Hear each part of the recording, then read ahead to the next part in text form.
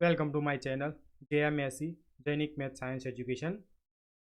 આજે આપણે ધોરણ 8 વિષય ગણિતની અંદર 7 રાશિઓની તુલનાનું સ્વ અધ્યયન પોથી સોલ્યુશન આજે આપણે કરવાના છે.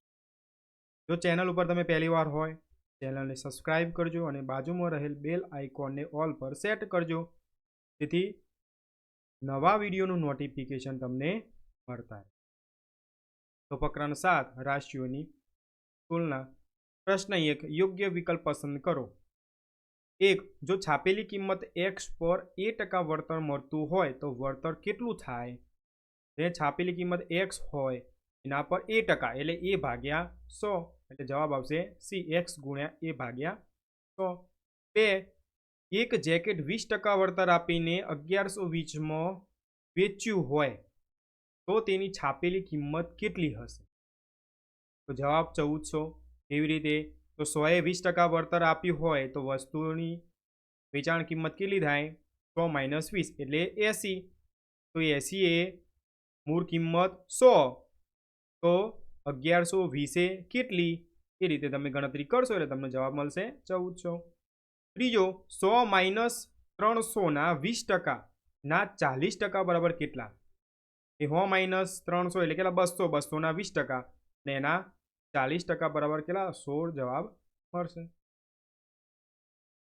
4, ધારો કે કોઈ રકમ 2 વર્ષમાં આરના દરે વાર્ષિક 20% સાદા વ્યાજે બમણી થાય છે. આરના દરે તેટલી જ મુદતમાં વાર્ષિક ચક્રવૃત્તિ વ્યાજે બમણી થતી હોય તો નીચેનામાંથી શું ખરું હોઈ શકે? તો અહીંયા સાદા વ્યાજ અને ચક્રવૃત્તિ વ્યાજની વાત છે. તો સાદા વ્યાજની અંદર જો 2 વર્ષમાં ડબલ થતી હોય અને ચક્રવૃત્તિ વ્યાજમાં પણ 2 વર્ષમાં ડબલ થતી હોય તો સાદા વ્યાજનો દર વધુ જોવા મળે. તો એટલા માટે અહીંયા વ્યાજનો દર R વધુ છે ચક્રવૃત્તિ વ્યાજ કરતાં. 5, મુદ્દલ ₹50,000નું 4% વ્યાજના દરે 2 વર્ષની મુદતે વાર્ષિક ચક્રવૃત્તિ વ્યાજ શોધો. તેનો જવાબ આવશે 4080. ચક્રવૃદ્ધિ વ્યાજ છે એના સૂત્રની મદદથી તમે ગણતરી કરજો. પ્રશ્ન 2, ખાલી જગ્યા પૂરો. 6, વસ્તુની કિંમત પર 12% વળતર આપ્યા પછી કિંમત ₹880 થતી હોય તો તેની છાપેલી કિંમત ખાલી જગ્યા થાય. જવાબ આવશે 1000. આગળ હમણાં આપણે દાખલો જોયો એ જ રીતે 12% વળતર એટલે કે આપણે ગણીએ 100એ 12% વળતર મળે એટલે કે કેટલામાં? 88માં વેચાય. 88 વેચાણ કિંમત હોય તો મૂળ કિંમત 100. 580 એ વેચાણ કિંમત હોય તો મૂળ કિંમત શોધો. તમે ગણતરી કરો એટલે જવાબ મળશે. પ્રશ્ન 3, સૂચના મુજબ કરો. 7, વળતર ટકામાં શોધો. છાપેલી કિંમત 625 અને વેચાણ કિંમત ₹562.50. પહેલો વળતર બરાબર છાપેલી કિંમત માઇનસ વેચાણ કિંમત, તો 625 - 562.50 બરાબર ₹62.5. બંનેની બાદબાકી કરી. વળતર ટકામાં તો વળતર ભાગ્યા છાપેલી કિંમત ગુણ્યા 100, તો 62.5 આપણે વળતર શોધ્યું અને છાપેલી કિંમત કેટલી? 625 ગુણ્યા 100 એટલે કેટલો આવશે જવાબ? સાદુરૂપ આપતા 10% જવાબ આપણને મળે છે. એ જ રીતે બીજો આપેલો છાપેલી કિંમત ₹900 અને વેચાણ કિંમત ₹873. તો વળતર ટકામાં શોધવાનું છે. તો વળતર બરાબર છાપેલી કિંમત માઇનસ વેચાણ કિંમત, તો 900 - 873 બાદબાકી કરતો આપ મળશે ₹27. વળતર મળ્યું તો વળતર ટકામાં તો છાપેલી કિંમત વળતર ભાગ્યા છાપેલી કિંમત ગુણ્યા 100, 27 ભાગ્યા 900 ગુણ્યા 100 સાદુરૂપ આપતા આપણને મળ્યું 3%. 8, અરુણિમા ઘર વપરાશની વસ્તુઓ ખરીદે છે જેની છાપેલ કિંમત અને વળતરનો દર નીચે મુજબ આપેલ છે. વસ્તુઓ આપી જથ્થો, ભાવ, રકમ અને વળતર આપણને આપેલું છે ટકાવારીની અંદર. લોટ, કપડાં ધોવાનો, પાવડર અને ફરસાણ, તો તેની ચૂકવેલ રકમ આપણે શોધવાની છે અને કેટલી કુલ રકમ ચૂકવી છે એ આપણે શોધવાની છે. આપણે પહેલા લોટ માટે ગણતરી કરીએ તો 100 રૂપિયા વળતર કેટલું? 16%. તો 200 એ કેટલું? એ આપણે શું? તો 200 ગુણ્યા 16 ભાગ્યા અહીંયા આવશે 100. તો સાદુરૂપ આપતા આપણને જવાબ મળશે 32.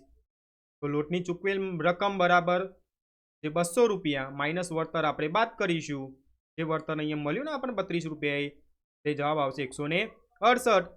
2 કપડાં ધોવાનો પાવડર, એના માટે ગણતરી કરીએ તો 100 રૂપિયા વળતર 22.10 માટે 371 રૂપિયા વળતર બરાબર ખાલી જગ્યા પ્રશ્ન કેટલું, તો 371 ગુણ્યા 22.10 ભાગ્યા 100, એનું સાદું રૂપ આપશું એટલે જવાબ આવશે 81.99. તો પાવડરની ચૂકવેલ રકમ કેટલી, ચૂકવેલ કિંમત બરાબર 371, એમાંથી 22.10% વળતર મળ્યું એટલે 81.99 વળતર મળ્યું, તો 289.01.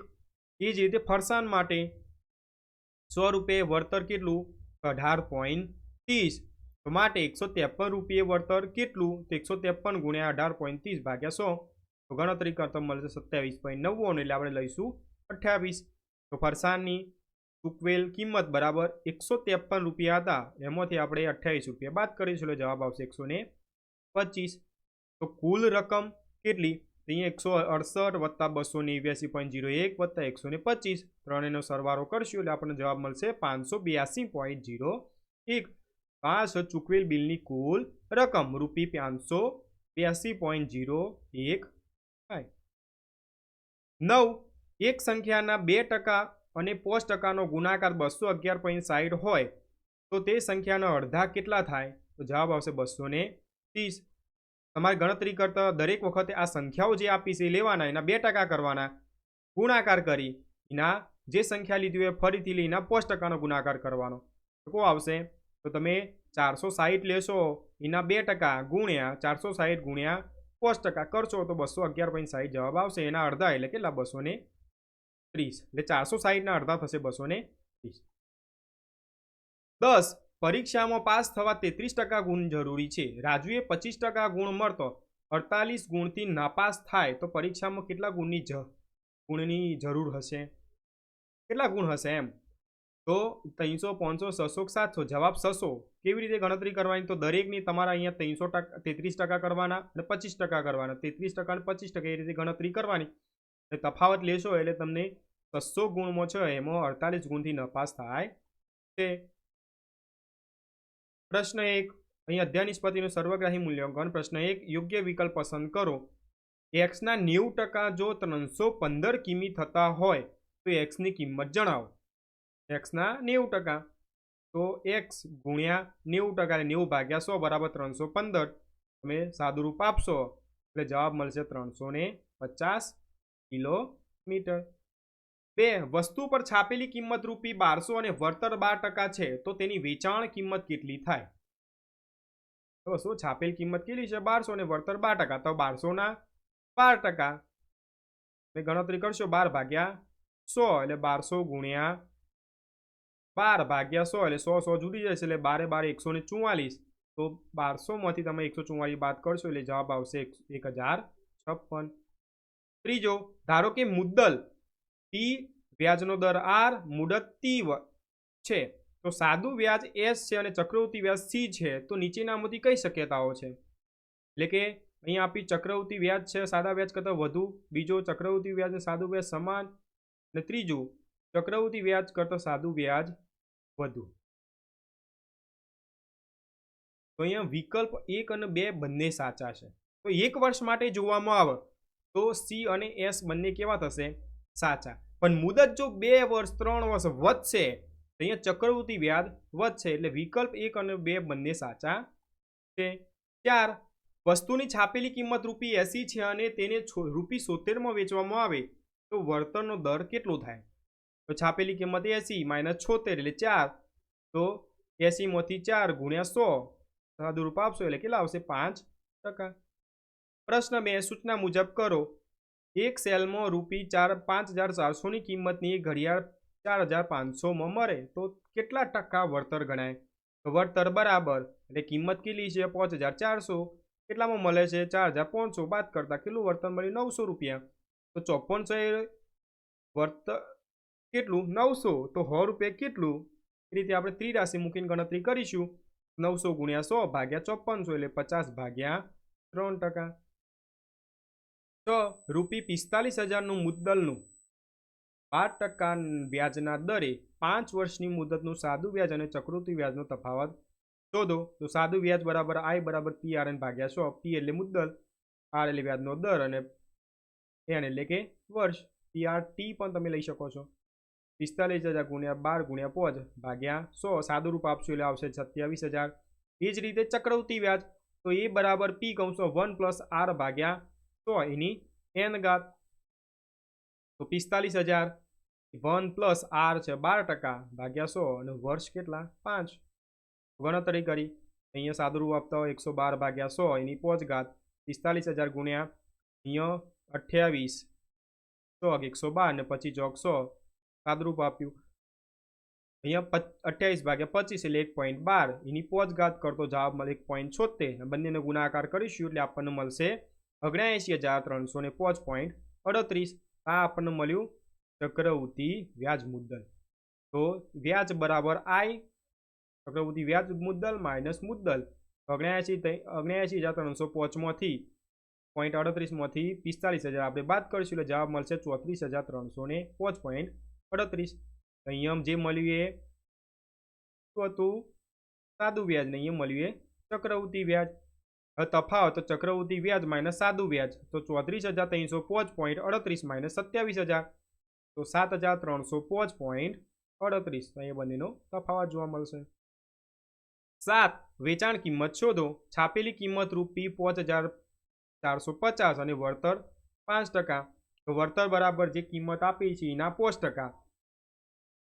તો સાદું રૂપ આપશું 5 ભાગ્યા 100 20 0 ફરીથી જ્યાં એટલે 542 ભાગ્યા 2. સાદું રૂપ આપતા આપણને મળશે 272.5 રૂપિયા.